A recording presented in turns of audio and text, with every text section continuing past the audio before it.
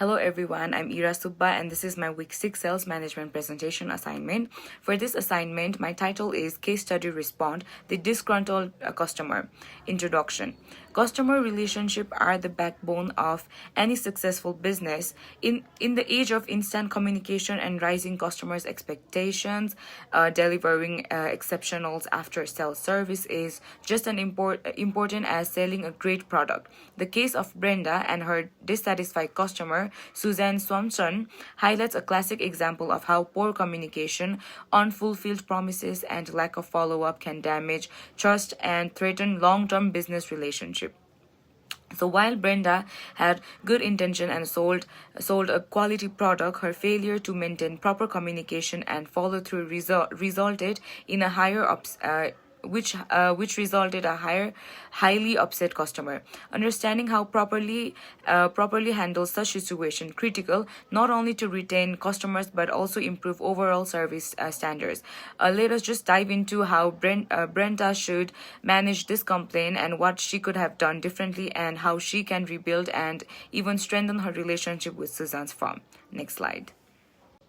How should Brenda go about handling this complaint? So Brenda must act immediately and with a customer first mindset. Here's how she should approach the situation. So first, respond promptly and professionally. So Brenda should contact Susan as soon as possible, especially by phone or in-person visit. A return response should follow to ensure clarity. She should remain calm and express genuine concern and apologize for the inconvenience. Secondly, listen without defensiveness. So Brenda must give Sujan the chance to fully explain her frustration without interrupting or being defensive. A sincere apology and acknowledgement of Sujan's experience will help begin the healing process.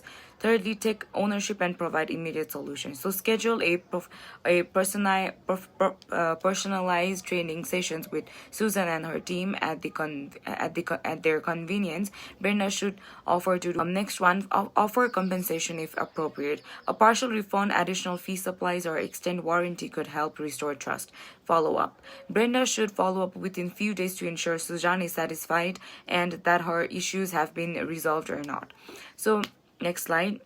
What could Brenda have done to avoid this incident? This incident is rooted in poor follow-up, assumption, and lack of service. Brenda could have taken the following actions to prevent these problems. So firstly, follow through on promises.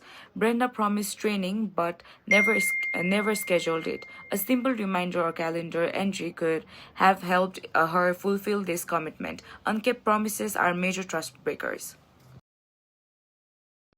Confirmed delivery. Brenda assumed the shipping department had sent the toner, but she never verified it with Suzanne. She should have been tracked the shipment and asked for the confirmation of receipt. Educate the customer. She should have ensured that Sujan was fully aware of the copier paper requirements and capabilities during the initial step up or training phase. A user guide or demo video might have prevented the jamming issue and clarify expectation. Document customer interaction. Keeping a detailed record of client communication, promises, and deliveries helps avoid confusion and holds both sides accountable. By being more attentive and organized, Brenda could have forced a more positive customer experience from the start. So next slide. What steps can Brenda take to do better job of maintaining open two-way communication with Suzanne?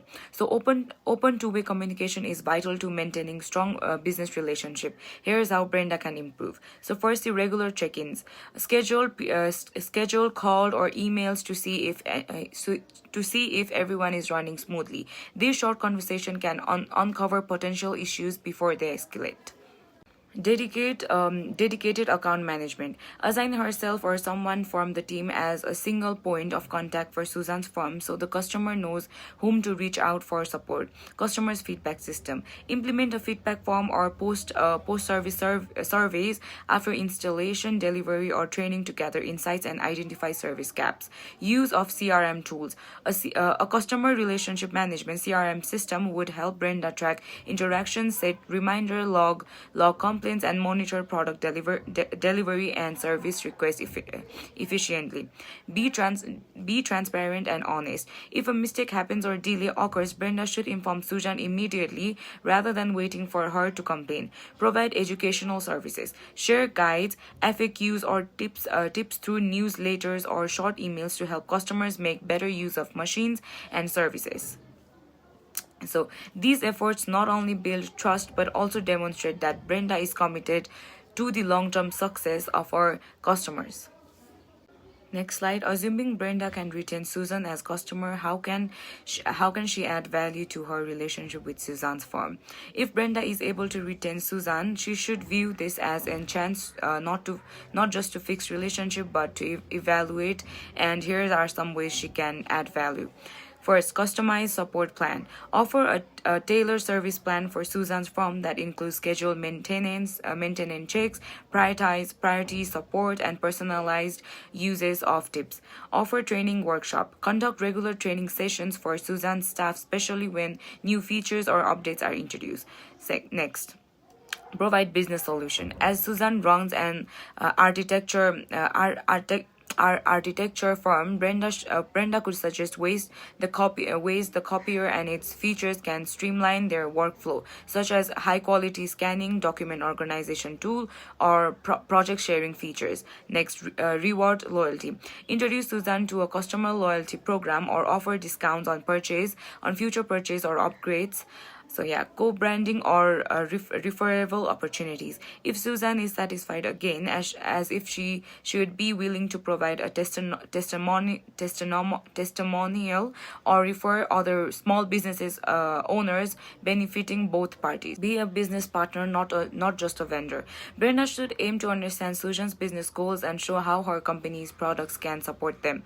This approach transfers the a transactional relationship into a long-term partnership. By delivering consistent value and showing genuine interest in Susan's business, Brenda can reestablish herself as a trust advisor, not just a sales representative. Conclusion. The case of the disgruntled customer service as a powerful reminder that sales success does not end with the sale. It begins there. Brenda's situation reflects how small miscommunication and neglected follows up and accumulate and lead to customers' dissatisfaction. However, with empathy, prompt action, and general commitment to service excellence, even a frustrated customer like Susan can be transformed into a loyal advocate. Moving forward, Brenda must adopt a more proactive, organized, and customer-centric approach, honoring promises, verifying actions, and staying engaged with her clients.